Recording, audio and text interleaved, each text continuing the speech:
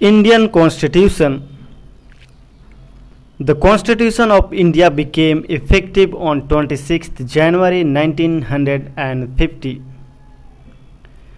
Bhim Rao Ambedkar was the chairman of the drafting committee. It lays down the fundamental political code like structure, procedures, powers, and duties of government institutions. It also sets out fundamental rights, directive principles, and the duties of citizens. It is the supreme law of India.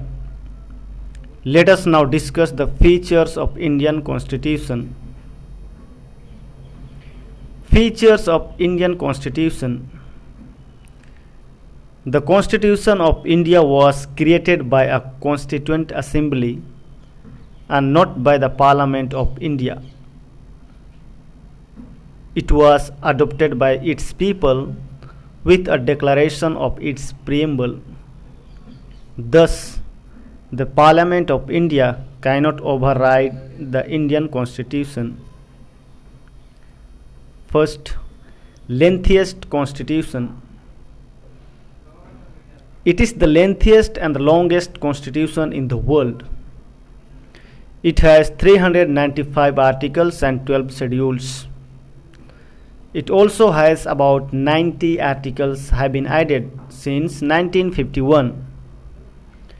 There have been more than 100 amendments.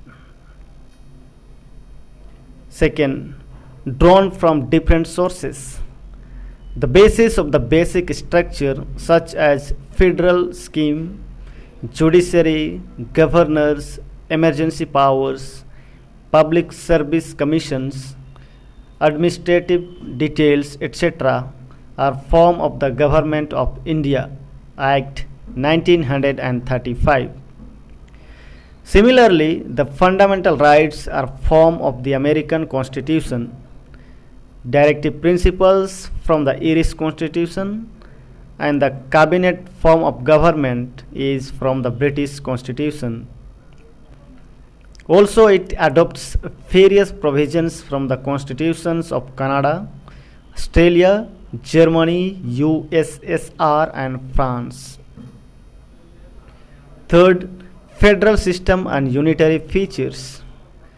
The federal features of governance are a dual system of government, center and states, the division of powers between the executive, judiciary, and legislature, which are the three organs of the state, supremacy of the constitution, independent judiciary, and bicameralism.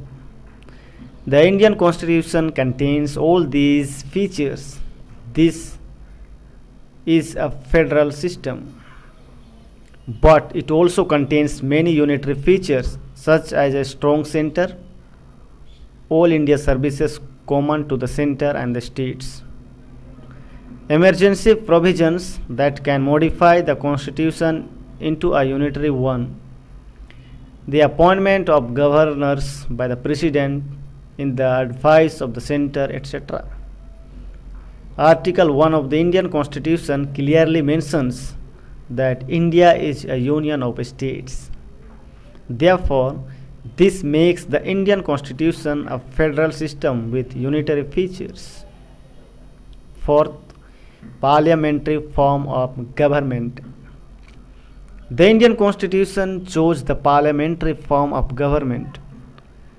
In a parliamentary form of government, executive is a part of the legislature and there is a collective responsibility of the Council of Ministers to the legislature. Also, there exists majority party rule and the Prime Minister is the leader of the country and the Chief Minister is the leader of the state. Parliamentary sovereignty and judicial supremacy. The Indian Constitution has a proper balance between parliamentary sovereignty and judicial supremacy.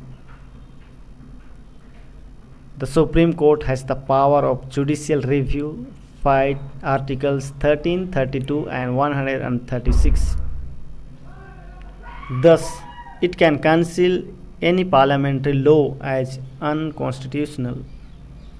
On the other hand, the parliamentary has the authority to make laws and also amend the major portion of the Constitution, 5 Article 368. Sixth, independent and integrated judicial system. As per the Indian Constitution, a single system of judiciary prevails in India. The Supreme Court is at the top and the high courts at the state level and district and other subordinate courts are below the and are subject to the supervision of the high courts. Also, all the levels of courts have a duty of enforcing central as well as state laws. 7. Directive principles. The directive principles of state policies in part 4th of the Constitution intends to make India a welfare state. The directive principles are not enforceable by the courts for their violation.